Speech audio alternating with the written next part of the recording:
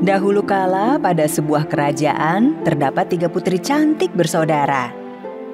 Ayah mereka yang adalah seorang raja sering mengadakan pesta dansa karena putri-putrinya suka menari.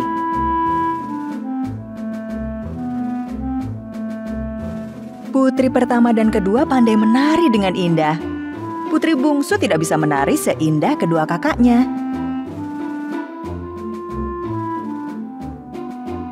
Kau harus bisa menari lebih anggun dari itu, Mia. Putri bungsu tidak dapat menari dengan anggun meskipun ia sangat ingin bisa menari. Tamu undangan memandangi gerakan tariannya yang aneh dan mengolok-oloknya di belakang. Dia kenapa?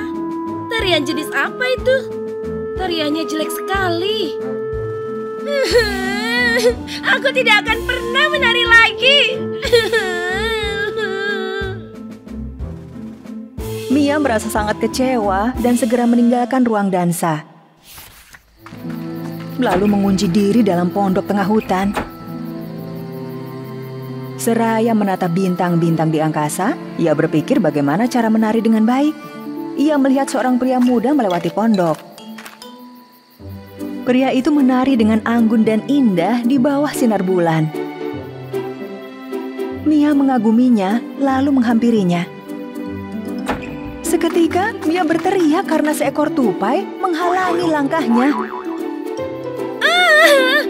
Tadi itu apa? Pria itu berhenti menari. Dan pandangan mereka bertemu. Kau tidak apa-apa, Non. Ya, aku tidak apa-apa. Aku hanya takut pada tupai.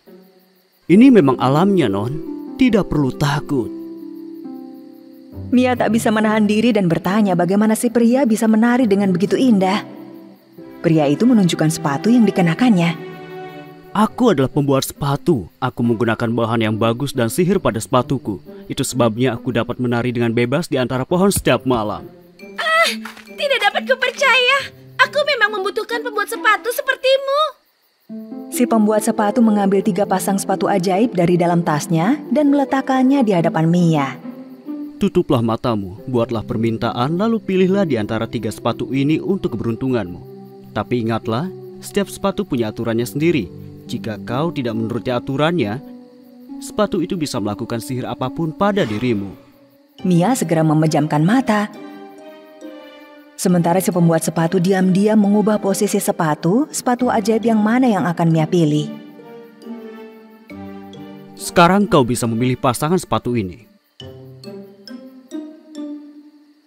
Oh, semoga aku bisa menari dengan indah di lantai dansa.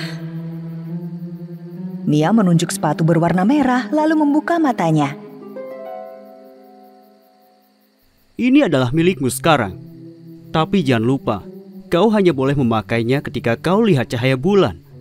Jika tidak kau patuhi, kau tidak akan bisa melepaskan sihir itu lagi. Dan itu aturannya. Mia dengan gembira mengambil sepatu itu dan segera pulang ke istana. Kedua kakaknya terkejut melihat adik mereka Mia terlihat bersemangat dan ceria. Mia, kenapa kau terburu-buru? Apa itu di tanganmu? Bukan apa-apa. Semua orang berkumpul di aula istana dalam acara malam pesta dansa.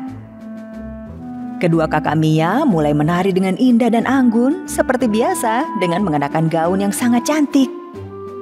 Putri bungsu Mia mengenakan sepatu ajaib yang didapatnya dari tukang sepatu, lalu menari di lantai dansa. Tariannya begitu indah, ia dapat mengikuti irama lagu yang terdengar, hingga tamu dan kedua kakaknya terlihat kagum padanya. Dia keren sekali. Wow, luar biasa. Hebatnya. Spektakuler, sungguh Sungguh indah anggun. sekali. Luar Tariannya sungguh biasa. indah.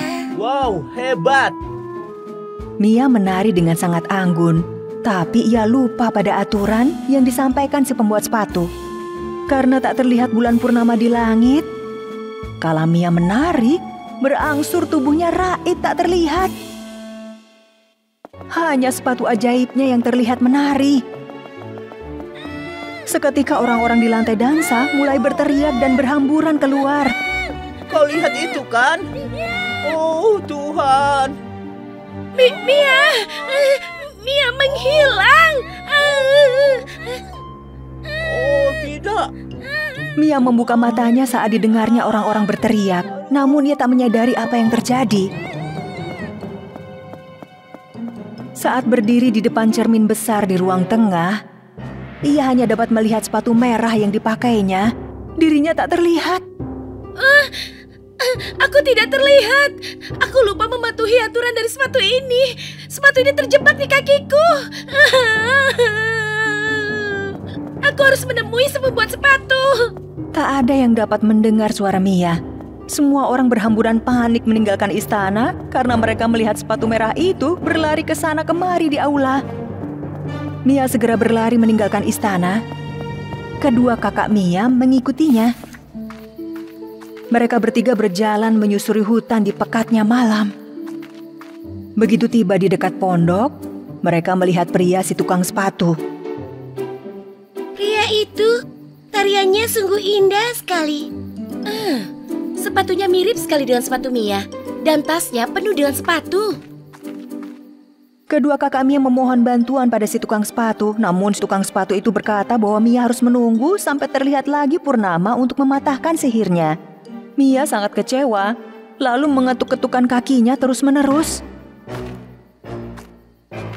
Tapi ada jalan keluar yang lain. Tapi jika kita melakukan itu, sepatu itu akan kehilangan sihirnya dan hanya menjadi sepatu biasa saja. Jika kau setuju, ketukkan kakimu 3 kali. Mia berpikir lebih baik kehilangan sepatunya daripada dia menjadi tak terlihat. Mia lalu mengetukkan kedua kakinya sebanyak 3 kali. Pria itu berjalan di depan, Mia mengikutinya. Begitu tiba di depan sebuah sumur, pria itu langsung melompat ke dasar sumur tersebut. Melihat itu, putri bersaudara sangat terkejut. Beberapa saat kemudian, si pembuat sepatu keluar dari sumur dengan membawa ember di tangan. Tentunya aku akan taburkan abu dari cahaya bulan ini. Benar saja, sihirnya terpatahkan begitu si pria menaburkan abu cahaya bulan. Tubuh Mia mulai terlihat kembali. Kedua saudarinya seketika memeluknya erat.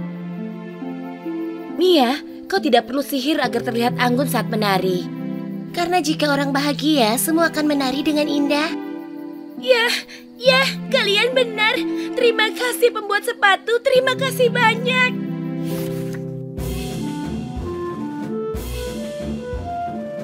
Sejak saat itu, Putri Mia menari dengan gayanya sendiri, seperti yang diinginkannya.